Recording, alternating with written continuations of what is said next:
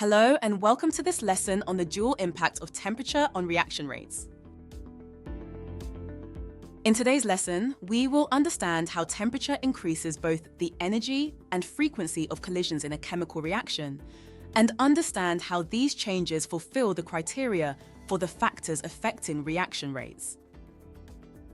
So far, we've discussed collision theory and the idea that increasing collision frequency can increase the reaction rate. You have a solid understanding of these fundamental principles. Building on this foundation, today's lesson will enhance our chemical understanding by explaining how temperature influences reaction rates, by not only increasing the frequency of collisions, but also by boosting the energy of those collisions. This dual impact is crucial for a deeper insight into reaction kinetics. Turning our attention to the energy of particle collisions. One key way to increase the energy of particle collisions is by raising the temperature of the system. When the temperature increases, particles gain more kinetic energy, moving faster and colliding more forcefully. As a reminder, for a reaction to happen, the particles must collide with enough energy to overcome the activation energy barrier, the minimum energy required for a reaction to occur. At higher temperatures, a greater number of particles possess this necessary energy to successfully react.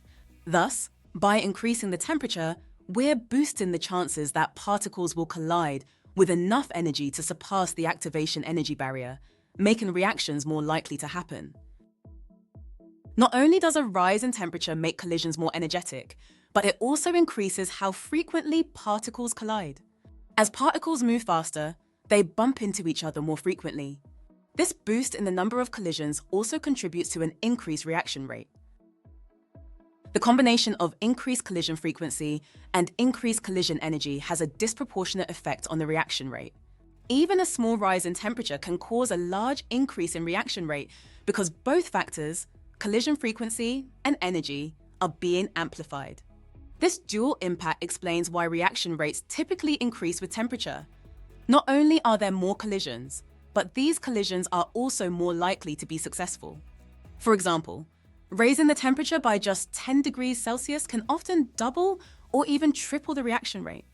That is unlike factors discussed in the previous lesson, like concentration, which only have a proportionate effect as they only affect collision frequency.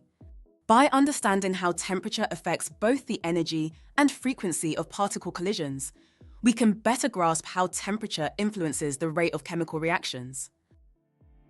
In today's lesson, we delved into how temperature affects reaction rates by increasing both the energy and frequency of collisions between reactant particles. We learned that raising the temperature gives particles more kinetic energy, causing them to move faster and collide more forcefully. This increase in kinetic energy allows more particles to overcome the activation energy barrier, making reactions more likely to occur. Additionally, higher temperatures lead to more frequent collisions, further boosting the reaction rate. By understanding this dual impact, we can better predict and control the rates of chemical reactions. Watch the rest of the GCSE chemistry course at Sophos Education.